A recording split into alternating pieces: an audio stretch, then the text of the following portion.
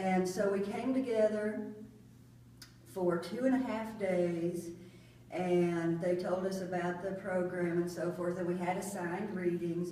So I want to talk a little bit about the concepts from the book and from the articles we read, and then what we hope to do. One of the things we talked about yesterday was the importance of teaching and learning how to think critically. And some of these buzzwords, like we're changing the buzzword from critical thinking and nursing to something else. But anyway, really, I think CSU has embraced the need to teach students to think critically. And so they reorganized their freshman year so that there is civic engagement. They've already done that, and they've already brought into the orientation of new students a pedagogy called the public sphere pedagogy. And so they're basing the grant application and proposal partly on that. They're going to build on that. And I'll talk more about what the grant is actually doing. But to come back a little bit and talk about the Transversity book and some of the articles that I read, that science and society should not be separated, but should stand closer together. And academia should stand right there with them, is what I got out of it, and I think that's what we're trying to do. And in nursing, we are already interdisciplinary, multidisciplinary, and I'm not going to define those terms for you. You guys probably know I can. But we have not become transdisciplinary in our education or in practice. But one thing I think that we have a leg up on compared to maybe business and some of the other disciplines is that we do immediately immerse our students into civic engagement. They go to clinical. They go to the hospital within the first weeks that they're in the nursing program.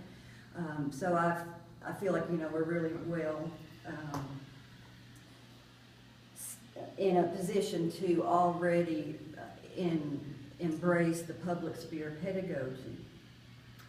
And Russ says that in order for a common language to be discovered, and we do need a common language, that's one of the difficulties with bringing disciplines together,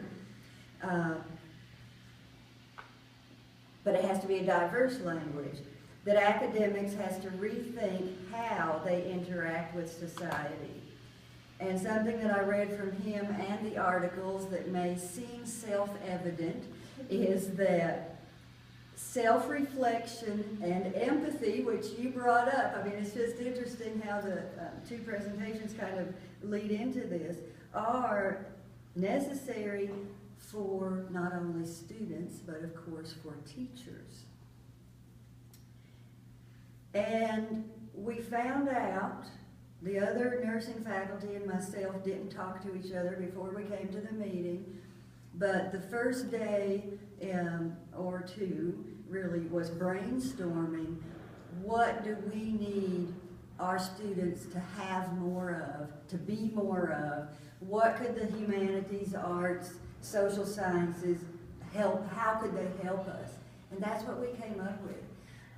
Our students are compassionate and empathetic and self-aware to some extent, but those were areas that we felt like were needed.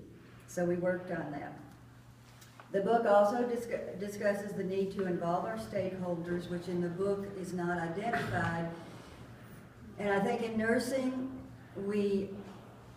it's obvious that our stakeholders are our patients. But sometimes we have to remind ourselves of that, just like we do in teaching, right? In the academic world. So we talked about who were our stakeholders and what do they need.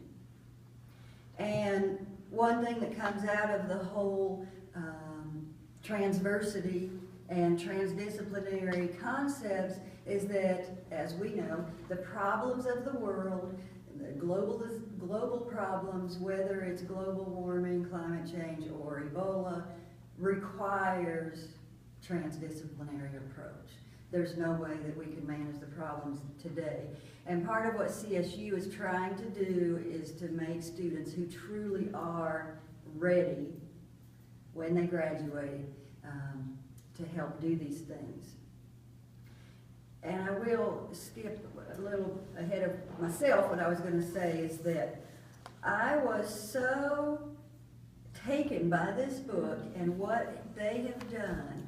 I got onto ASU's website. So he is from the area, for you guys that don't know, Arizona State University. Also, he's a Saybrook professor, or was.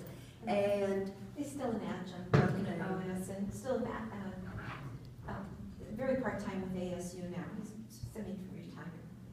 So even without me really researching, there was a program on PBS that I caught part of, that the president of ASU so fully embraced this that they have actually built new buildings to better accommodate the concepts of trans-university, transdisciplinary. They have done away with certain programs, but for the most part they haven't done away with programs. They have integrated programs. And they have done what we're trying to do with our grant, I think, to some extent. For example, computer science majors take more psychology courses. They take more humanistic courses. And I was just so excited about it. I thought, I'm going to go to Arizona. But, so I haven't had time to really research what they're doing. They do have a lot of private funding, because the first question I thought of was, how in the world could this public university do it?